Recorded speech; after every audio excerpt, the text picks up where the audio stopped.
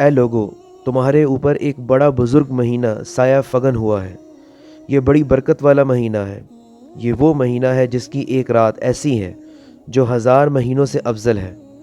اللہ تعالیٰ نے روزے فرض کیے ہیں اور اس کی راتوں کے قیام کو یعنی نفل قرار دیا ہے۔ جس شخص نے اس مہینے میں کوئی نیکی کر کے اللہ کا قرب حاصل کرنے کی کوشش کی، وہ اس شخص کی مانند ہے جس نے دوسرے دنوں میں کوئی فرض ادا کیا ہو، اور جس نے اس مہینے میں ایک فرض ادا کیا تو وہ ایسا ہے جیسے دوسرے مہینوں میں اس نے 70 فرض ادا کیے ہوں۔ رمضان صبر کا مہینہ ہے اور صبر کا ثواب جنت ہے۔ یہ ایک دوسرے کے ساتھ ہمدردی کرنے کا مہینہ ہے۔ یہ وہ مہینہ ہے جس میں مومن کا رزق بڑھا دیا جاتا ہے۔ اگر کوئی شخص اس مہینے میں کسی روزہ دار کا روزہ کھلوائے تو وہ اس کے گناہوں کی مغفرت اور اس کی گردن کو دوزخ کی سزا سے بچانے کا ذریعہ ہے، اور اس کے لیے اتنا ہی اجر ہے جتنا اس روزے دار کے لیے روزہ رکھنے کا ہے، بغیر اس کے کہ اس روزے دار کے اجر میں کوئی کمی واقع ہو۔ حضرت سلمان فارسی کہتے ہیں کہ ہم نے یعنی کہ صحابہ نے عرض کیا کہ یا رسول اللہ، ہم میں سے ہر ایک کو یہ استطاعت حاصل نہیں کہ کسی روزے دار کا روزہ کھلوائے۔ اللہ تعالیٰ یہ اجر اس شخص کو بھی دے گا جو کسی روزے دار کو دودھ کی لسی سے روزہ کھلوا دے، یا ایک کھجور کھلا دے، یا ایک گھونٹ پانی پلا دے۔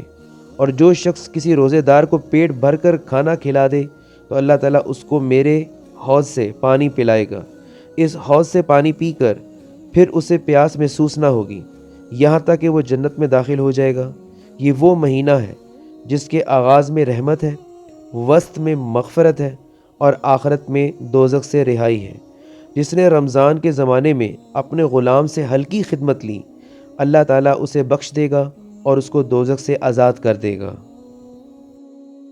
اور قرآن پاک میں اللہ کہتا ہے، اے ایمان والو، تم پر اسی طرح روزے فرض کیے گئے ہیں جیسے تم سے پہلے لوگوں پر فرض کیے گئے تھے، تاکہ تم پرہیزگار بن جاؤ۔ یہ گنتی کے چند دن ہیں، بس اگر تم میں سے کوئی بیمار ہو یا سفر پر ہو تو دوسرے دنوں سے اس کی گنتی پوری کر لے، اور جنہیں اس کی طاقت نہ ہو تو ان کے ذمے ایک مسکین کے کھانے کا بدلہ ہے۔